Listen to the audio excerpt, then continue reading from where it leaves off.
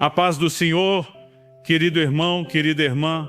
Às vezes nós pensamos que o que realmente nos impede de viver o sobrenatural de Deus são os grandes pecados, aqueles que todos percebem, aqueles que facilmente julgamos nos outros. Mas a verdade é que muitas vezes o que está bloqueando o nosso milagre não é algo escandaloso, mas algo sutil, quase imperceptível. É aquele pecado que a gente ignora, que se esconde atrás de boas intenções, de justificativas bonitas, de hábitos que achamos normais. É o tipo de pecado que não grita, mas sussurra. Ele se infiltra na rotina, na maneira como tratamos as pessoas, nas nossas atitudes em casa, no trabalho, na igreja. É o orgulho disfarçado de autoconfiança, a falta de perdão que a gente chama de preciso de tempo para superar. É a desobediência que a gente cobre com Deus sabe do meu coração. E assim, pouco a pouco, sem perceber, nós construímos muros entre nós e o fluir de Deus. Deus continua o mesmo, o poder dele não mudou. O problema é que o coração do homem vai se tornando insensível, cauterizado, acostumado. E quando o coração se acostuma, o pecado se torna confortável. Nós deixamos de enxergar como ele realmente é, uma barreira espiritual. Você pode orar, pode jejuar, pode até cantar com emoção, mas se existe algo dentro de você que não foi tratado, aquilo impede o mover. A Bíblia diz em Isaías 59:2: as vossas iniquidades fazem separação entre vós e o vosso Deus. Não é que Deus não queira responder, é que há algo entre nós e Ele. É como tentar conversar com alguém por trás de uma parede. A voz existe, mas não há comunhão. E o pior é que na maioria das vezes nós mesmos levantamos essa parede com pequenas pedras de desobediência diária. Talvez você pense, mas eu não faço nada de errado, não cometo pecados graves. É aí que mora o perigo. Quando começamos a medir o pecado pela gravidade aparente, esquecemos que o coração é o foco. Deus não vê como o homem vê. Ele olha a motivação, não só a ação. Aquilo que parece pequeno, para ele pode ser enorme porque revela o que está dentro. Quantas vezes Deus já te pediu algo simples e você resistiu? Perdoar alguém, pedir perdão, restaurar uma relação, romper com um hábito, servir em algo que parece menor. E você pensou, não deve ser tão importante assim. Mas esse não deve ser importante é exatamente o tipo de pensamento que o inimigo usa para manter você paralisado. O pecado invisível não tira você da igreja. Ele tira a igreja de dentro de você. Ele seca o seu coração aos poucos. Você ainda levanta as mãos, mas sem sentir presença. Canta, mas sem quebrantamento. Ora, mas sem fé. E então começa a achar que Deus se afastou, quando na verdade foi você que, sem perceber, deu espaço ao que bloqueia o fluir divino. Eu costumo dizer, o diabo não precisa destruir sua fé, basta contaminá-la com pequenas concessões, um pensamento que você não confronta, uma ofensa que você não trata, uma mentira que você não confessa. Tudo isso vai criando rachaduras espirituais, e quando a água do Espírito tenta fluir, ela encontra vazamentos, resistência. Você quer um milagre, quer ver Deus agir de forma poderosa? Então precisa começar olhando para dentro. Antes de pedir que Ele mude as circunstâncias, peça que Ele revele o que precisa ser tratado em você. Essa é a oração que o céu mais honra. Senhor, mostra-me onde eu tenho te entristecido, mesmo sem perceber. Davi entendeu isso quando escreveu no Salmo 39. Sonda-me, ó Deus, e conhece o meu coração. Prova-me e conhece os meus pensamentos, e vê se há em mim algum caminho mau. Ele sabia que se houvesse algo escondido, o fluir de Deus seria interrompido. E talvez seja esse o mesmo passo que você precisa dar hoje. Não é sobre culpa, é sobre arrependimento. Porque arrependimento verdadeiro não é chorar no culto, é mudar o caminho no dia seguinte. É decidir que o pecado invisível não vai mais dominar o invisível da sua alma. É permitir que a luz do Espírito entre nos cantos escuros do coração e exponha o que estava escondido. Pense comigo. Quantas vezes Jesus curou alguém e antes do milagre físico tratou o interior? Ele dizia, os teus pecados te são perdoados. Por quê? Porque o pecado é uma prisão espiritual. A libertação vem quando a culpa é quebrada. E só há perdão onde há confissão. Quando você confessa, a barreira cai. E quando a barreira cai, o milagre flui. Muitos estão esperando uma intervenção sobrenatural, quando Deus está esperando uma decisão interna. Não adianta querer o resultado sem a transformação. O pecado não pode ser administrado, ele precisa ser eliminado. Ele não aceita meio termo. Você não pode guardar um quarto escuro na alma e esperar que o Espírito Santo habite com liberdade. Talvez seja um ressentimento antigo, um hábito secreto, uma falta de integridade nas pequenas coisas. Pode ser até mesmo um sentimento de autossuficiência, achar que você pode lidar sozinho, sem depender da graça. Tudo isso é semente de separação. E a única forma de quebrar esse ciclo é se render completamente. O Espírito Santo é sensível. Ele se move onde há verdade. E a verdade começa quando você para de esconder. Não há poder no disfarce. Há poder na rendição. Quando você reconhece o erro, o céu se move. Deus nunca rejeita um coração quebrantado. Nunca. Alguns aqui têm buscado respostas, milagres, restauração, mas continuam segurando algo que o Senhor já pediu para deixar. E enquanto você não soltar, o céu não pode agir, porque Deus é justo. Ele não vai construir sobre um terreno contaminado. Primeiro ele limpa, depois ele edifica. Então hoje, em vez de pedir mais bênçãos, peça mais clareza. Peça para enxergar o que precisa ser consertado. Porque às vezes o que está bloqueando o milagre não é o diabo, não é o outro, não é o tempo, é o nosso próprio coração. O pecado invisível é o mais perigoso porque ele convence você de que está tudo bem. Ele faz você se acostumar com a ausência de Deus e isso é o que mais preocupa. O silêncio espiritual vira rotina e quando isso acontece o fogo apaga. Mas há boas notícias, o mesmo Deus que revela o pecado é o Deus que cura e restaura. Ele não mostra para te envergonhar, mas para te libertar. Ele não expõe para condenar, mas para transformar. O arrependimento abre a porta que o pecado fechou. Então, hoje, permita que o Espírito Santo fale mais alto do que o orgulho, mais alto do que as justificativas, mais alto do que as defesas. Não há cura sem exposição e não há milagre sem entrega. Talvez o que está bloqueando o seu milagre não é falta de fé, mas falta de limpeza interior. O pecado que você ignora pode ser o elo que interrompe o que Deus quer derramar. Mas no momento em que você decide confessar, perdoar e alinhar o coração, o céu se move. Deus não quer apenas fazer um milagre em você, Ele quer fazer através de você. Mas antes disso, Ele precisa remover o que impede o fluxo da sua presença. Isso começa no ponto mais silencioso da alma, naquele canto onde só você e Ele sabem o que está guardado. Hoje é o dia de deixar a luz entrar. O que está oculto precisa sair. O que está bloqueado precisa ser liberado. O Espírito Santo está pronto para agir, mas ele só age onde há verdade.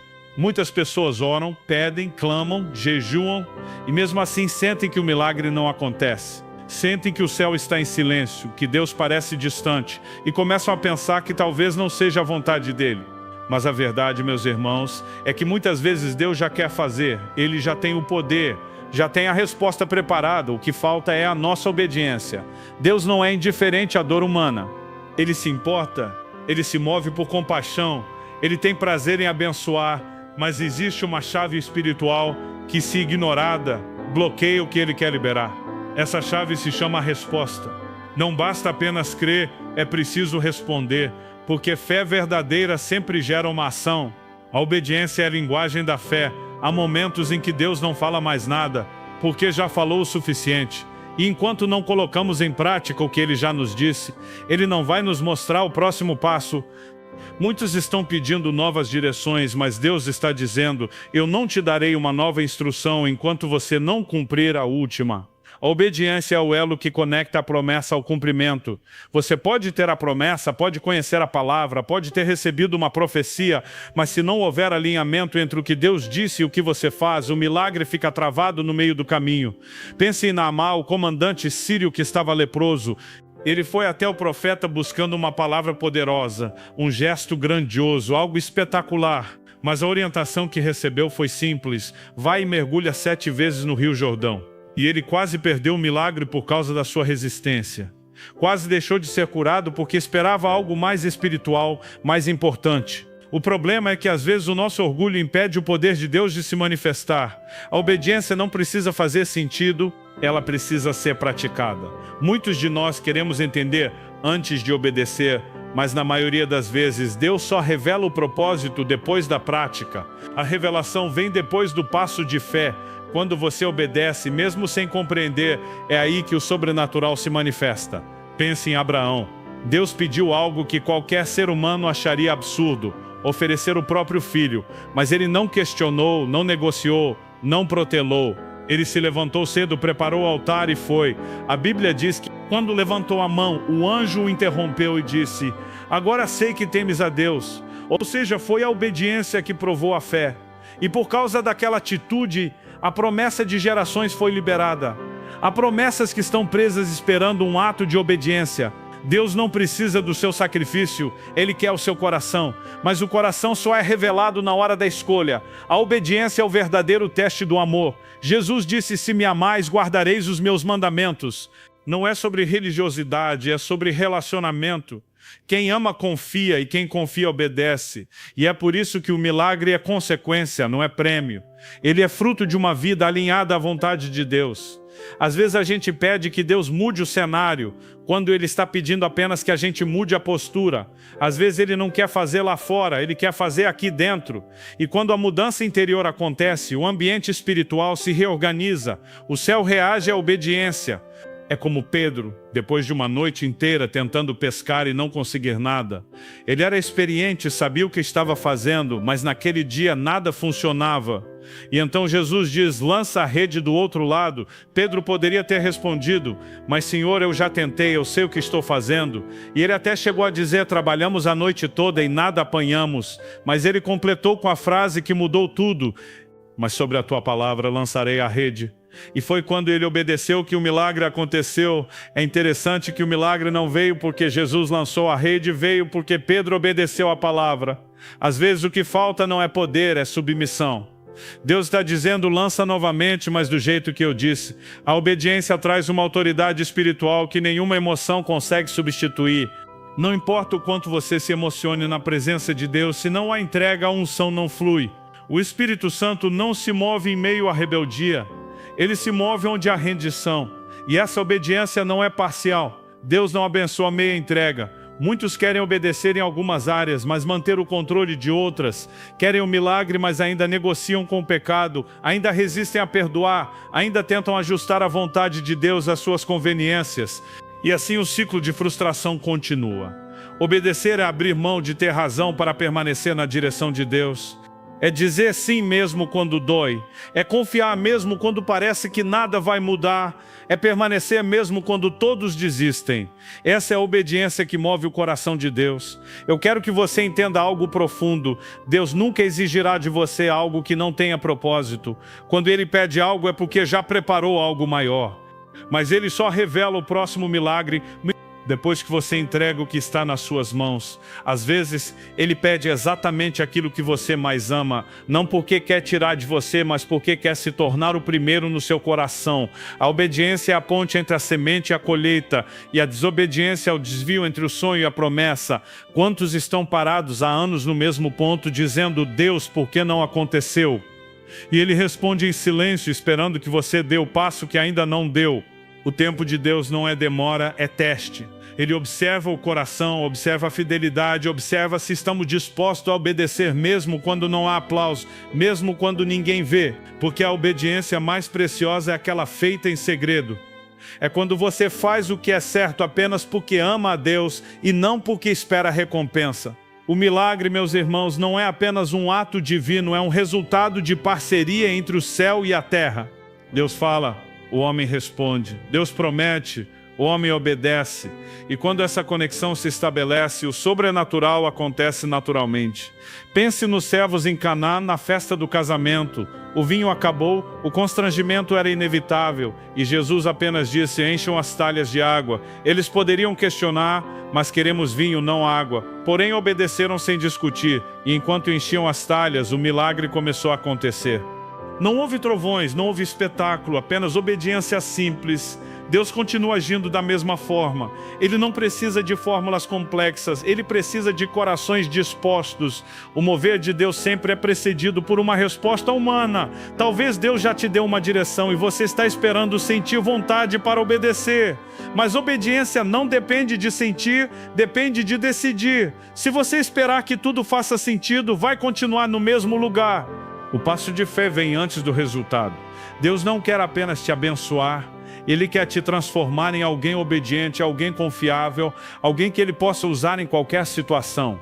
A obediência é o terreno onde Deus planta milagres permanentes. Por isso, não peça apenas que Deus fale, peça que Ele te dê coragem para obedecer ao que já disse. Às vezes o caminho do milagre é o mesmo caminho que você tem evitado. O que parece pequeno pode ser o portal para o extraordinário. Obedeça hoje, mesmo que não entenda tudo, porque quando você obedece, o milagre não precisa mais ser pedido, ele se torna inevitável. O coração, meus irmãos, é o verdadeiro campo de batalha da vida espiritual. É nele que se travam as maiores guerras, guerras que ninguém vê, mas que determinam tudo o que vivemos. Antes que algo aconteça no mundo visível, primeiro acontece dentro do coração. É ali que o inimigo tenta plantar dúvidas, ressentimentos, orgulho, incredulidade. É ali que ele tenta criar pequenas brechas para interromper o fluir de Deus. E se o coração não for guardado, cedo ou tarde o pecado encontra um caminho para entrar.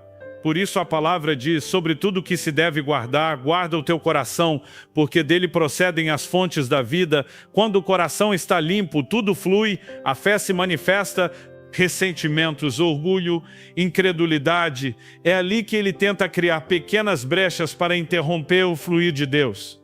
E se o coração não for guardado, cedo ou tarde o pecado encontra um caminho para entrar. Por isso a palavra diz, sobre tudo o que se deve guardar, guarda o teu coração, porque dele procedem as fontes da vida. Quando o coração está limpo, tudo flui, a fé se manifesta, o amor cresce, a presença de Deus se torna perceptível. Mas quando o coração se contamina, tudo que está ao redor começa a desmoronar. O inimigo sabe disso, ele não precisa destruir você completamente, basta ferir o coração, basta plantar uma semente de mágoa, um pouco de orgulho, um sentimento de injustiça.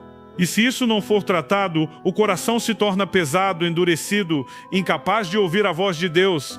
Deus fala ao coração, Ele não fala à razão, não fala ao orgulho, não fala à carne. Ele fala ao coração humilde. E é por isso que quando o coração está cheio de ruído, é difícil discernir o que o Espírito está dizendo. Às vezes o milagre não acontece, não porque Deus não quer, mas porque o coração está ocupado demais com sentimentos que o impedem de crer.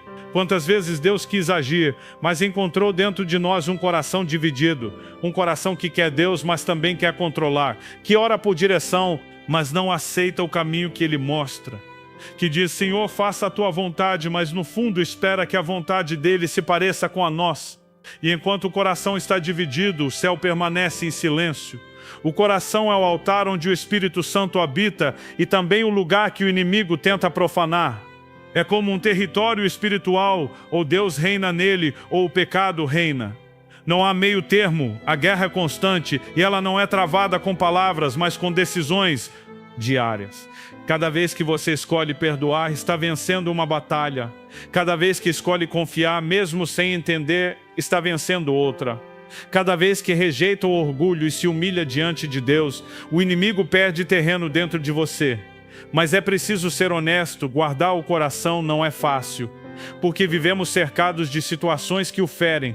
Alguém te decepciona, outro te trai, uma promessa parece demorar, uma injustiça acontece e sem perceber, o coração começa a se fechar.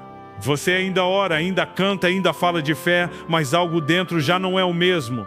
O coração se torna um campo minado, cheio de lembranças e dores. E o perigo é que o coração ferido, se não for curado, se transforma em coração endurecido.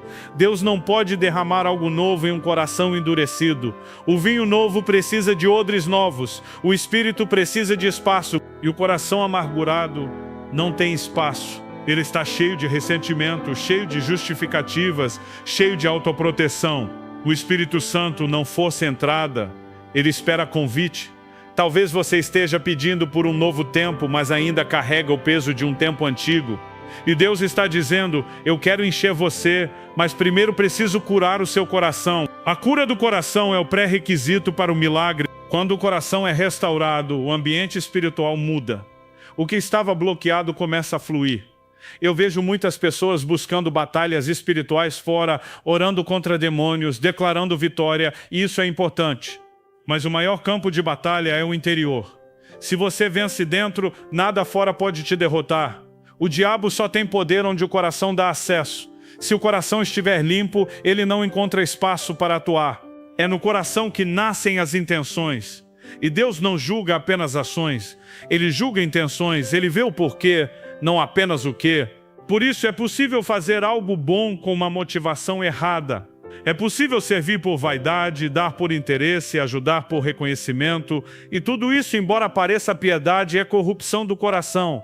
Jesus disse: bem-aventurados os puros de coração, porque verão a Deus. Isso significa que a pureza do coração determina a clareza da visão espiritual.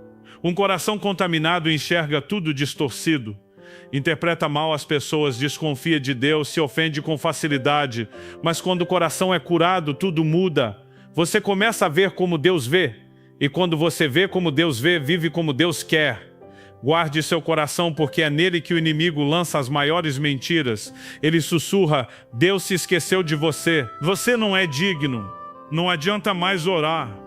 Essas mentiras se transformam em fortalezas mentais e o coração começa a concordar com elas. A dúvida cresce, a fé enfraquece e o milagre fica distante. Mas quando você escolhe alimentar o coração com a verdade da palavra, o inimigo perde poder, a verdade liberta e a fé renasce. O coração volta a pulsar no ritmo do céu. E quando o coração está cheio da presença de Deus, nenhum ataque do inimigo consegue permanecer. Eu me lembro de quantas vezes na Bíblia o milagre começou com uma mudança de coração. Antes que Deus libertasse Israel do Egito, ele precisou quebrar o coração endurecido de Faraó. Antes de curar o povo, precisou restaurar o coração deles. O processo é sempre o mesmo. Primeiro Deus trata dentro, depois ele age fora. Há pessoas que vivem pedindo que Deus mude as circunstâncias, mas Deus está mais interessado em mudar o coração, porque se ele mudar o exterior e o interior continuar igual, em pouco tempo, tudo volta a ser como era antes. O coração é o motor da transformação. Se o coração for curado, a vida inteira é restaurada, e isso exige rendição. Não se vence o coração pela força, mas pela entrega.